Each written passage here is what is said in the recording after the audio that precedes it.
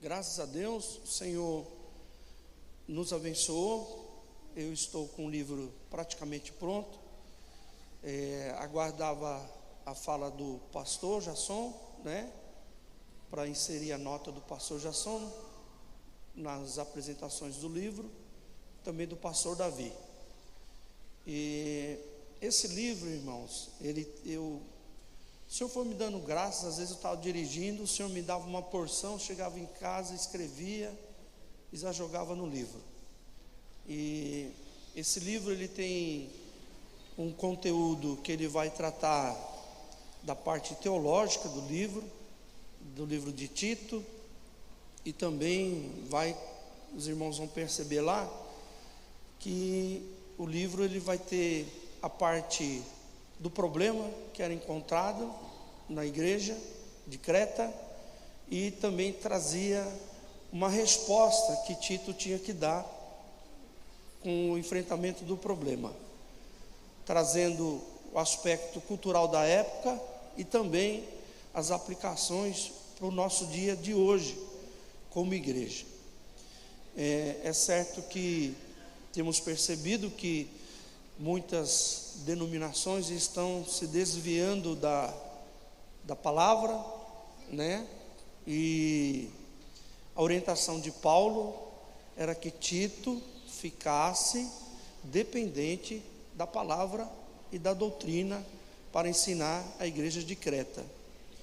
E a missão de Tito, né, em Creta era continuar o que havia começado e Paulo não deu para terminar. E aí coloca Tito, e no livro eu faço menção de que ele era um obreiro novo na idade, mas não era um obreiro novo na obra. E ministrando na igreja, irmãos, eu trago esse tema também no livro, que Paulo falando a Tito e falando a Timóteo, principalmente a Timóteo, quando ele fala que esses obreiros novos, quando fosse colocar alguém no cargo, que ele não colocasse neófitos.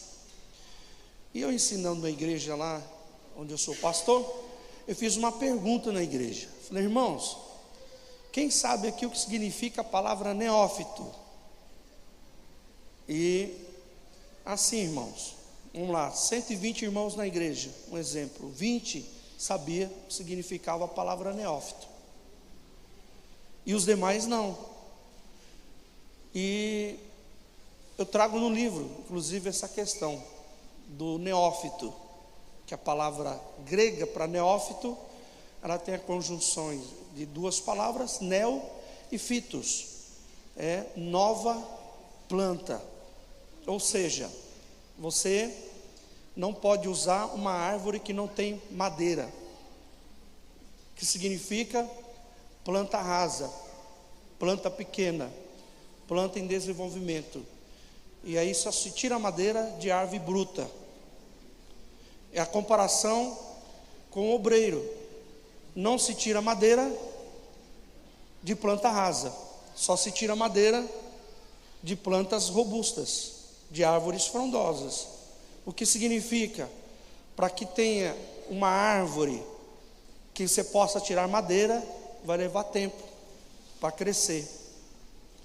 E coloco no livro também que a escolha para uma liderança, para um obreiro, não pode ser por carisma, não pode ser por questões financeiras, por amizade. Não, a palavra de Deus não nos deixa fazer isso, mas fazemos. O chamado tem que acontecer na vida da pessoa. Coloco no livro também, se a chama do chamado lhe queima no peito, é porque você tem um chamado. Se você está num lugar que a chama não queima, busque de Deus que ela queime no seu peito, porque quem tem chama queimando no peito de um chamado, ele não se governa a si mesmo, o Espírito governa e ele trabalha para Cristo. E quem tem a chama, ele não está preocupado com resistência, com aprovação, ele não está preocupado com aceitação, se falam bem ou se falam mal. Ele faz porque tem a chama queimando no peito. Então isso, irmãos, Deus permitiu, pela sua bondade, de colocarmos tudo isso neste livro. Amém? E quando Paulo fala lá das qualificações do presbítero, aí ele vem falando um monte de situações, né? E qualificações que a Bíblia apontava para que ele escolhesse. E aí eu coloco no livro, eu faço a pergunta: por que que Paulo colocou marido de uma só mulher? Por que que Paulo colocou que tenha filhos fiéis? Tudo tem um porquê. Não está lá por estar, não foi escrito por estar. Tem uma resposta. Então também coloco no livro. Não vou falar aqui porque senão vocês vão ficar sendo alimentados aqui e não vão comprar o livro. Entenderam? Então está tudo lá no livro. Entenderam, irmãos? Então uma das observações que eu coloco lá fala sobre que não cabe no ministério casamentos desajustados. Como assim, pastor? Não cabe, irmãos. À luz da Bíblia, não. Por quê? Casamentos desajustados, como assim, pastor? É quando a esposa não acompanha e não aceita o chamado do marido na sua íntegra. É quando o marido não aceita o chamado da esposa na sua totalidade e passa a ter divergências entre os casais. O sucesso do ministério está com o casal somando juntos. Não basta o marido ir e a esposa não ir. Não basta a esposa ir e o marido não ir. Tem que ser o casal, porque são ambos uma só carne. O sucesso do pastor na frente do rebanho está em que seu casamento esteja ajustado à luz das Escrituras. Senão, ele não vai ter sucesso no ministério. Deus não aprova. Então, por isso que ele fala isso a Tito. Entenderam, irmãos? A família precisa estar ajustada no altar para que o altar responda à igreja. Amém, irmãos? Então eu coloquei isso no livro. Tem um aspecto também, eu coloquei no livro, da questão da evangelização, né? A visão de Paulo era alcançar o mundo, e a impressão que dá que parou no Paulo, ou parou em alguns missionários, parou em Billy Graham, e ninguém faz mais missões. E eu coloquei uma estatística recente no livro, tem lá um gráfico que mostra que 46% do mundo ainda não foi alcançado. Poxa vida, pastor, tudo isso sim. Quase a metade da população mundial ainda não conhece o Evangelho. Então nós, né, inclusive eu, a gente fala: Jesus está voltando, mas irmãos, quando você olha para a estatística e vê quanta gente não conhece o Evangelho, a gente sabe que uma das últimas profecias é pregar o Evangelho a toda criatura, então virá o fim. Então ainda tem muita gente para a gente pregar o Evangelho, para a igreja ir fazer a obra do Senhor. Então a minha gratidão a Deus. E tem alguns incentivadores, eu não estou vendo ele aqui, mas tem um moço que ele sempre me motivava: pastor Natan, você não vai escrever? Você precisa escrever. Você não escreveu? Pelo amor de Deus, pastor.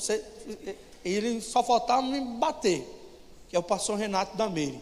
Toda vez que ele me: cadê o livro? Cadê o livro? Calma, está saindo o livro, daqui a pouco sai, daqui a pouco fica pronto. Ele foi um dos incentivadores mesmo, maciço comigo, né, para escrever. E depois desse, irmãos, orem também, que eu estou já bem adiantado também um outro livro, e o título desse livro é A Volta do Filho, De Volta para Casa, a Saga do Filho Pródigo. De Volta para Casa, a Saga do Filho Pródigo. Nesse livro eu estou tratando com jovens e adolescentes que se perdem na vida. E aí eu estou trabalhando nesse livro também. Os irmãos me ajudem em oração. Talvez até o mês de julho ele esteja pronto, em nome de Jesus. Amém? E aí, irmãos, eu vou colocar o link lá. Compartilhe, me ajude, tá bom? Porque com essa verba do e-book eu quero levantar o fundo necessário para mandar fazer pelo menos a primeira impressão desse livro. Tá bom, meus irmãos? Vocês podem orar por mim?